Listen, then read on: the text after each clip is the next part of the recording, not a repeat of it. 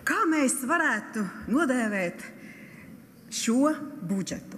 Necaurspīdīgais, cieši aizplīvurotais, aizēnotais budžets, aizdomām un pārdomām pārbagātais budžets.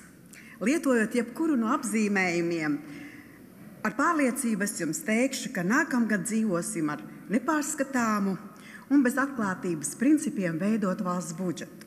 Varbūt tādēļ, ka to meistarīgi, slepenībā, sev vien saprotamā mērķa un plāna realizācija veidosi pats misters slepenais aģents 007. Labi, humors ir dzīvei nepieciešams pat par nopietnām lietām. Bet tagad par darbu.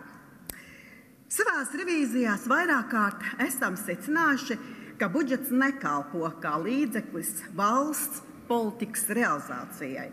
Tas ir valsts mērķi un valsts nauda dzīvo katrs savu dzīvi. Vēl vairāk. Nauda neprotam arī liederīgi tērēt. Šis citāts ņemts no 2017. gadā tapušā valsts kontroles ziņojuma par budžeta plānošanu Latvijā. Vai šodien, 7 gadus pēc šo skaudro secinājumu veikšanas, mēs esam spējuši situāciju mainīt?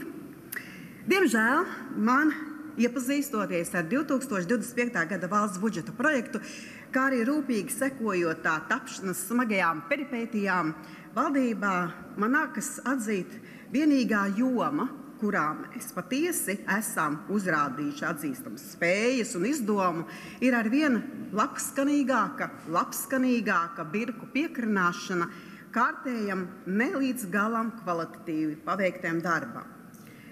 Savukārt prasmē sabalansēt valsts finanses tā, lai reāli tiktu sasniegts kaut vai tikai daži no daudzu gadu garumā definētajiem mērķiem, mēs esam turpat, kur bijām, pieminējuši 2017.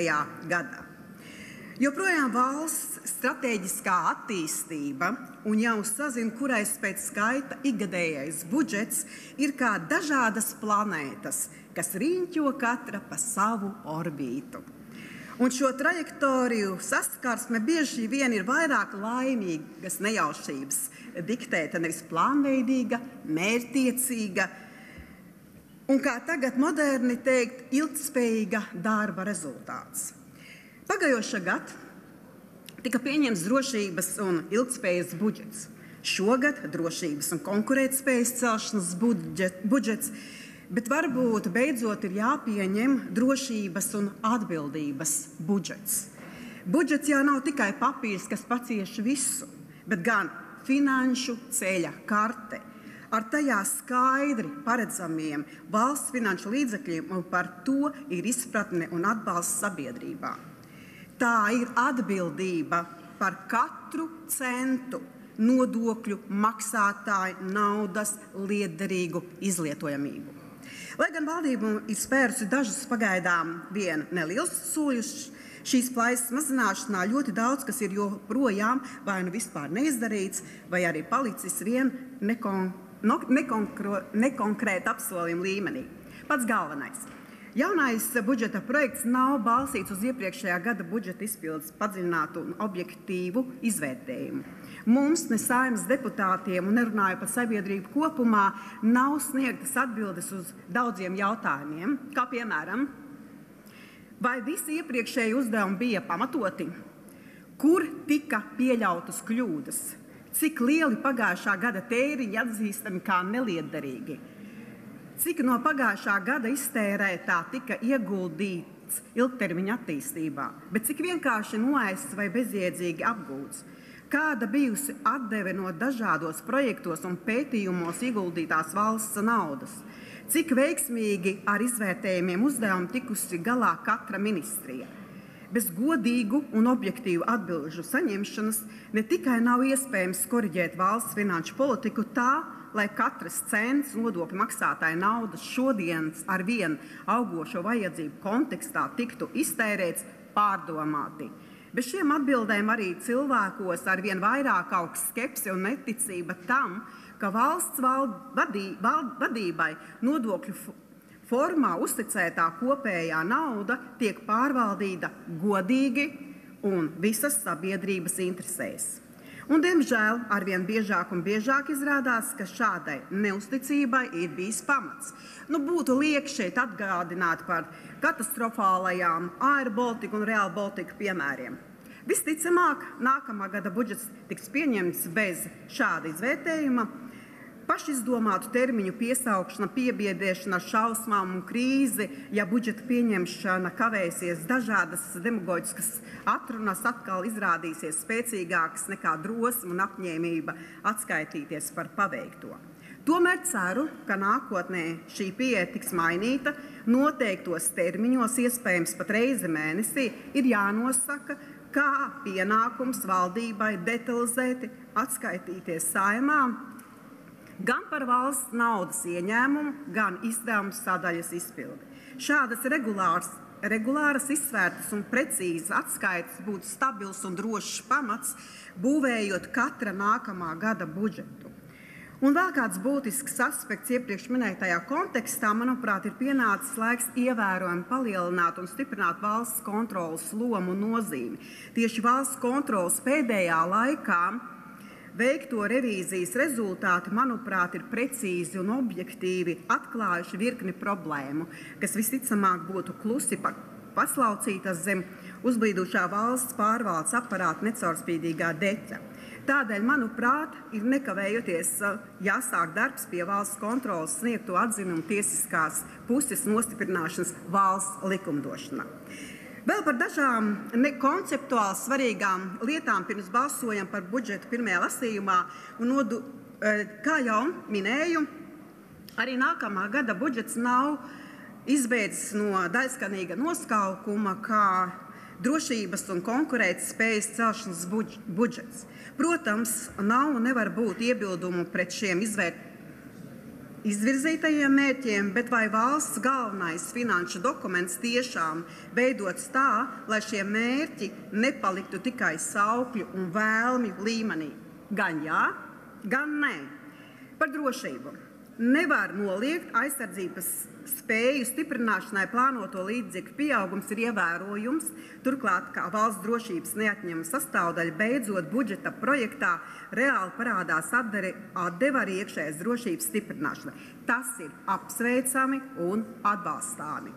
Tomēr visai šokējuši bija atklājums, kad iedzīvotāju drošībai tik vitāli svarīgajām patvērtņu veidošanas plānam valdība paredzējusi tieši neko. 0 eiro. Vēl vairāk, arī no pieejamo Eiropas struktūra fondu līdzekļiem ministru kabinets nav saredzējis iespēju piešķirt ne centa. Tādējādi rodas jautājums, ko īsti valdība saprot ar terminu drošība. Vai tiešām valdībai jāatgādina, ka ikvienam modernam ierocim, ikvienam žoga metram ir jēga tikai tad, ja ir cilvēki, kas var šos ieročus vajadzības gadījumā lietot un šo žogu reāli sargā. Ja mēs kā valsts vara nedosim skaidru signālu ikvienam Latvijas iedzīvotājam, ka tieši katra cilvēka drošība šī vārda visplašākajā nozīmē un būtībā ir visu mūsu izstrādāto plānu un koncepciju pamatā, tad iedzīvotāju valstiskais patriotismu apziņa, ticība valstī kā tādai sāks slīdēt uz leju pa tik straujo līkni. Varbūt šeit vietā būtu jārunā par manu jau pagājušu budžetu uzrunāto tēmu ekonomiskā drošība. Godātie kolēģi, iespējams, ka politisko diskusiju cīņu karstumā daudziem no jums ir paslīdējusi garām centrālās statistikas pārvalde vakar publicētā ziņa par ievērojumu IKP kritumu salīdzināmā ar pagājušā gada periodu. Šis fakts ir ne tikai satraucošs, šis fakts ir kliedzošs apliecinājums tam, ka budžeta projekta kopumā nav skaidru atbilžu, kā paredzēt stiprināt un attīstīt vēl kādu vitāli svarīgu drošības jomu, proti ekonomisko drošību. Saspiestais un teju plīstošais budžeta finanšu ietvers šā brīža izskatā praktiski neatstāja nekādas manevru iespējas, lai situāciju kaut nedaudz uzlabotu. Un lai gan es un mani apvienotā saraksta kolēģi esam apņēmības pilni gaidāmo diskusiju laikā labot to, ko vēl var arī šajos uzspiestajos rāmjos, jo jau šobrīd ir skaidrs, ka visu mainīt nebūs iespējams. Un tas savukārt nozīmē, ka mūs gaida ļoti grūts gads un vēl 2 grūti gadi ar neskaitāmiem budžeta grozījumiem, ar nēsošas naudas meklēšanu, nēsošās rezervēs. Vai valdībai paredzējusi plānu B, ja mums ieņēmumi nepildās, izdevuma daļa paliek un nodokļu palielinājums ir izsmelts? Bet es apliecinu, ka vismaz kā mazā un vidējā biznesa nerimtīga aizstāve sniegšu konkrētos priekšlikumus mazā un vidējas uzņēmuma darbības uzlabošanai, būsim tālredzīgi un pieņemsim drosmīgus lēmumus, kas sekmēs cilvēkiem Latvijas reģionos spēju nopelnīt un rūpēties tādējādi par savām ģimenēm. Par pozitīvo. Ir apsveicami, ka valdība beidzot ir spērusi pirmos soļus darba spēka konkurētspējas veicināšanas virzienā. Tomēr daudzi jautājumi arī šajā jomā palikuši bez atbildes, piemēram, uz kā rēķina tiks aizlāpīts darba spēka nodokļu pazemināšanas rezultātā izveidotais budžeta caurums. Šāda skaidra izvērtējuma nav. Tā vietā mūs mēģina mierināt ar it kā uzsākto birokrātijas mazināšanas plānu. Ieklausieties! Šajā jomā nekas nav darīts jau kopš 2018. gada. Bet skaidru aprēķinu vietā mēs atkal saņemam tikai būtībā neko neizsakošu apņēmību panākt abstraktu 5% samazinājumu. Un viss. Ko iecerēt samazināt? Kādās jomās? Cik reāli eiro tādējādi tiks ietaupīts? Par to ne vārda. Ko īsti valdība saprot ar jēdzienu birokrātiju? Nekas netiek skaidri pateikts. Ne vārda nav dzirdēts par kaut kādu iespējamu auditu, kas varētu atklāt un precīzi identificēt kaut jau kādu liekās birokrātijas daļu, bet nekā, tikai 5% un viss. Pie jau pieminētās valsts pārvaldes aparāta daļas, kas krustu šķērsu neskaitāmos veidos dublē funkcijas, atražo nevienam nevajadzīgu papīra blāķus, reizēm pat nespēja skaidri nodefinēt tām uzstādītos darbu uzdevumus, neviens klāt neķersies. Kāpēc? Ne politiķi ir gatavi pēdiņās šaut savas varas balsta kājā, ne birokrātija grib jau kādas pārmaiņas pašlaik stabilajā, uz valsts rēķina ar vien pieaugošajā nosacītas labklājības burbulī. Ne jau tikai valsts pārvalde ir izaugusi neiedomājumos apmēros, ar pārmērīgu birokrātijas slogu ir apkrautas arī pašvaldības. Vai pagaidām mistiskie 5% attieksies arī uz tām? Jautājumi, bet atbilžu nav. Vēl būtu daudz ko teikt gan par omulīgi sakārtotajām valsts uzņēmumu, valdēm un padomēm, gan par cilvēku loku, kuriem valdēšana un padomēšana jau kļūsi par atsevišķu izdalāmu profesiju, tikai jāpiešķir profesijas kods. Arī par deputātu un minimālu algu neiesaldēšanu aizbildinoties, ka pēc dažiem gadiem tad pieaugums būs pārlieku strauss, šoreiz daudz nerunāšu. Lai gan lielāku cinismu ir reti gadījies redzēt, it kā tiek pieņemts, ka deputāta algas pieaugums kā tāds vispār kaut kas neizbēgams, nemainīgs, gluži kā saules lēkts un riets.